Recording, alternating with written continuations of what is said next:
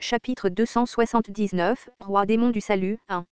Une porte avec une image de deux bébés anges rougissants. Les lèvres de Gabriel tressaillirent lorsqu'il vit le Uriel écrit sur la plaque signalétique. Et il n'y eut pas de réponse lorsqu'il frappa à la porte. Ainsi, il recommença. Et Uriel. Il frappa plus fort à la porte et il y eut un gémissement à côté. La constellation, juge du feu semblable à un démon, dit de se perdre. Gabriel fronça les sourcils au message indirect. Pensez-vous que je suis heureux de venir ici?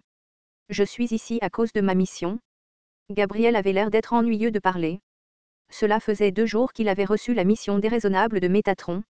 Il avait prévu de jouer, mais Métatron s'est mis devant lui. Gabriel, s'il te plaît, reprends la mission d'Uriel. De plus, Jophiel surveillera Gabriel pour s'assurer qu'il n'est pas paresseux. Laisse-moi faire. Il a été placé dans une équipe avec le Jophiel droit. Gabriel préférerait être dans une équipe avec Uriel. N'as-tu pas enregistré tes observations du roi démon du salut? Je suis venu ici pour le récupérer. Ouvre la porte. Il y eut un bruissement au-delà de la porte. La constellation, juge du feu semblable à un démon, demande pourquoi tu es son successeur. Oui, tu. Une fois de plus, un message indirect a retenti comme un coup de tonnerre. La constellation, juge du feu semblable à un démon, dit. Veux-tu sortir et le dire toi-même? La constellation, juge du feu semblable à un démon, demande si tu es son seul successeur. Moi et Jophiel. Un profond soupir se fit entendre au-delà de la porte. Après un moment, il y eut un espace dans la porte et de longs bouts de doigts en sortirent. En regardant de plus près, les bouts de doigts blancs tenaient quelque chose. Gabriel réalisa son identité et claqua sa langue. USB. Qui utilise une clé USB de nos jours? Es-tu un humain? La constellation, juge du feu semblable à un démon, t'avertit de ne pas dire de bêtises et de la prendre. Gabriel reçut la clé USB et Uriel ajouta. La constellation, juge du feu semblable à un démon, dit que c'est un secret du cosmos rouge. Jophiel. Pourquoi? Uriel ne répondit pas et ferma la porte. Puis des reniflements intermittents se firent entendre au loin. Gabriel était sur le point de dire quelque chose pour finir par faire la moue. Il ne s'entendait généralement pas mais il s'inquiéta en voyant Uriel le chasseur de démons, comme ça. Et, ne tremble pas. La détention sera bientôt levée. Cela ne fait que 3 ans, la constellation, juge du feu semblable à un démon, te crie de te perdre. C'est fou. J'essayais seulement de réconforter. Après un moment, Gabriel ouvrit la clé USB dans sa chambre. Alors? Qu'est-ce que tu as fait pendant cette mission? Malgré ses murmures, Gabriel ne pouvait détacher ses yeux de la séquence sur l'écran. Astérisque astérisque astérisque la constellation, Lilipin of Aquarius, est curieuse à ton sujet. La constellation, Lilipin of Aquarius, aime te regarder. Jungeon fronça les sourcils en entendant la voix dans l'air. Uriel disparut et cette fois une étrange constellation s'accrocha à elle. Ce n'était pas sa seule préoccupation. Jungeon regarda Kim Dok-jia qui errait au loin. Pourquoi ne dit-il rien? Que veux-tu dire? Jungeon se retourna et vit Liji collée étroitement à elle. Peu importe. Pourquoi, qu'est-ce qu'il y a? Ce n'est rien. Yeoni, vas-tu rejoindre la compagnie de Kim Dok-jia? Jungeon, qui avalait la boisson qu'elle avait achetée à un vendeur de rue, halta en s'étouffant. Quoi? Non. Le nom est trop étrange. N'est-ce pas gênant de rejoindre un endroit comme celui-là? J'ai hâte d'y être. Le nom de l'entreprise est un peu étrange, mais j'ai l'impression de faire l'expérience du lieu de travail. Peut-être que je recevrai même un salaire. Si tu sais à quoi ressemble un vrai lieu de travail, tu penseras différemment. Liji fit la moue. Dans tous les cas, je cherche une chance de rejoindre. Le maître est également là. Yu Jongyuk SSI a déjà rejoint. Dok-jia Ajusi l'a dit. C'est Yu Jongyuk et ma nébuleuse. Bien sûr, il n'a jamais rien dit de tel, mais Jungeon a levé les yeux vers le ciel par réflexe. Cependant, elle n'a pas entendu le message indirect qu'elle attendait. Elle se sentait étrangement mal à l'aise. La constellation, Lilipin of Aquarius, n'aime pas l'humour de l'incarnation, Liji. Jungeon secoua la tête et regarda Kim Dok-jia qui était occupé sur la place. Il était si occupé qu'elle n'avait pas vu son visage depuis quelques jours et elle ne savait pas sur quoi il travaillait si dur. Puis l'apparition de Yu Sanga attira le regard de Jungeon. Jungeon fit signe à Yu Sanga qui était assise sur un banc et regardait dans le vide. Sanga SSI. Vas-tu rejoindre la nébuleuse de Dok-jia SSI?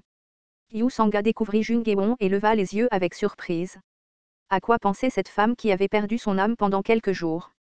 Ma situation est un peu... Ah, c'est vrai. C'est dur pour Sangha Sesi. Yu Sangha était une incarnation de l'Olympe. C'était un cas particulier où elle était soutenue par une nébuleuse entière et il serait difficile de rejoindre la nébuleuse de Kim Dok-jia. Il était évident que ce qui se passerait si elle recevait le parrainage uniquement pour choisir une autre nébuleuse. Au lieu de cela, j'ai fait une offre d'alliance. Certaines constellations ont une relation amicale avec Dok-jia SSI à travers moi. Toutes les constellations de l'Olympe ne détestent-elles pas Dok-jia SSI? Pas toutes. Ewon SSI, as-tu rejoint la nébuleuse? J'y ai réfléchi encore. Jung Ewon regarda à nouveau la place. En fait, je ne suis pas sûr de vouloir rejoindre. Il y a un problème avec mon sponsoré. La haute estime de soi de Jung Ewon semblait blessée et Yu Sangha sourit doucement. Je pense que tu seras d'une grande aide pour Dok-jia SSI si tu rejoins sa nébuleuse. Je veux aider si possible. Heureusement ou malheureusement, Jung Ewon n'était pas le seul dans une situation compliquée. Au milieu de la place lointaine, Li Yun-sung était assis comme un gros chien ennuyeux. À côté de lui se trouvaient Shin Yo-zang et Li Ji-lyung, qui étaient accroupis comme des bébés chats tandis que tous les trois fixaient Kim Dok-jia. Pour être exact, leurs yeux le poursuivaient à chaque fois qu'il bougeait. Il était évident ce qui l'attendait. Kim Dok-jia les a ignorés jusqu'à la fin. Il n'y a toujours pas de mots. Jung Ewon hocha la tête au mot de Li Ji. Il parlera quand le moment sera venu. C'est parce qu'il est une personne secrètement introvertie. Eh bien, elle voulait aussi savoir ce qui se passait. Une paix tant attendue était arrivée à la fête, mais Kim Dok-jia pensait encore à quelque chose. Ainsi, il ne pouvait qu'attendre sans rien faire. La constellation, Lilipin of Aquarius, vous regarde avec approbation. La constellation, commandant du cosmos rouge, se méfie du roi démon du salut. Il y avait d'étranges anges pour que Jung Ewon ne s'ennuie pas pendant un certain temps. Jung Ewon a mis ses inquiétudes de côté à contre-cure. Puis, le travail a soudainement commencé.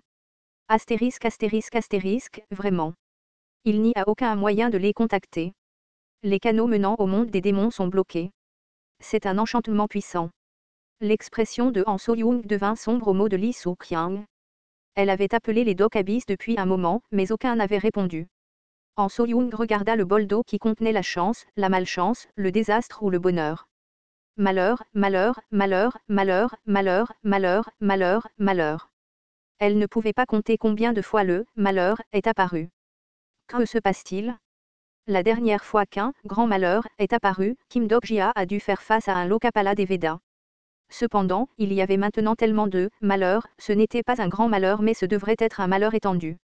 Français, l'eau dans le bol tremblait et de faibles étincelles apparurent. La constellation, dragon de flamme noire abyssale, lève la tête. Dragon noir. La constellation, dragon de flamme noire abyssale, regarde le 73e royaume des démons. Tu sais quelque chose? La constellation, dragon de flamme noire abyssale, laisse échapper un cri menaçant. Son bras enveloppé d'un bandage picotait et des étincelles apparurent autour de son corps en synchronisation avec le dragon noir. Et mec? Les sentiments du dragon de flamme noire furent transmis. Le dragon noir n'avait jamais agi comme ça à chaque fois qu'il rencontrait un adversaire. La constellation, expert à jouer sur les deux tableaux, a les lèvres pâles. La constellation, gamme divine doctor, dégouline de salive. La constellation, Gretkin Eong Cheon Ongdo Jiang Wimu, pose tranquillement son épée. La constellation, First Spiritualist of Joseon, efface ses traces. Les constellations de la péninsule coréenne éteignaient leur lumière. C'était comme si elles se cachaient d'un prédateur. Son bras bandé n'arrêtait pas de piquer au point. Han So-young dispersa la divination de Lee Soo-kyang et démêla le bandage pour révéler le tatouage du dragon noir qui brillait. Des étincelles éclatèrent et le bras droit de Han So-young écrivit des lettres dans les airs. Un désastre des étoiles arrive. Un désastre des étoiles. Qu'est-ce que c'est? L'arrogant, abyssal Black Flame Dragon, pensait que cette situation était si urgente qu'il devait écrire manuellement. Elle sentit la volonté du abyssal Black Flame Dragon qui voulait l'empêcher d'aller dans le monde des démons quoi qu'il arrive. Et, ne me rends pas nerveux. Elle avait été trompée par le dragon de flamme noire abyssale plus d'une ou deux fois. Elle ne savait pas de quoi parlait le dragon noir, mais Kim Dok-jia avait prédit l'invasion de la péninsule coréenne par l'Olympe. Ainsi, peut-être qu'il était au courant de cette situation. Peu importe ce qui se passait. Il y avait de faibles étincelles alors que la main de Han So-young se déplaçait dans l'air comme une brosse. Le 73e royaume des démons périra. Astérisque astérisque astérisque, ce fut la sainte épée brisant le ciel qui le remarqua en premier. Elle était allongée sur le mur du complexe industriel et laissa tomber la pipe fumante dans sa bouche. Ce type avait raison. La sainte épée brisant le ciel marmonna tandis que l'épée brisant le ciel émettait une lumière aveuglante lorsqu'elle fut retirée. Après avoir obtenu le nom d'épée brisant le ciel, elle tint cette épée moins de 10 fois.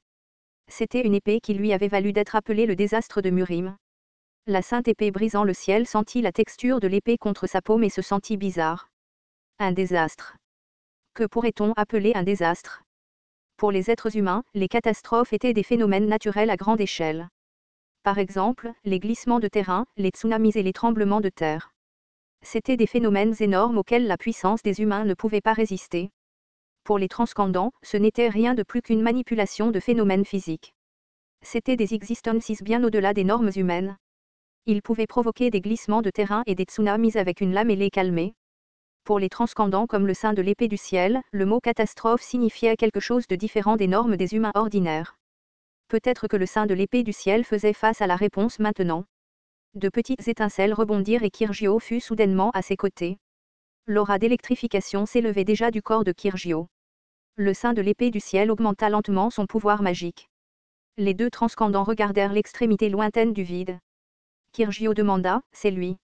Ce n'était pas encore visible à l'œil nu mais une présence se dirigeait clairement vers cet endroit. Le saint de l'épée du ciel répondit d'une voix lourde, « Il n'y a aucun doute. C'est le gars qui a essayé de dévorer le premier Murim. » L'obscurité entrait dans l'atmosphère. De l'autre côté de l'univers qui engloutissait même la lumière, quelque chose s'approchait tout en dévorant la probabilité dispersée. TL, tortue arc-en-ciel.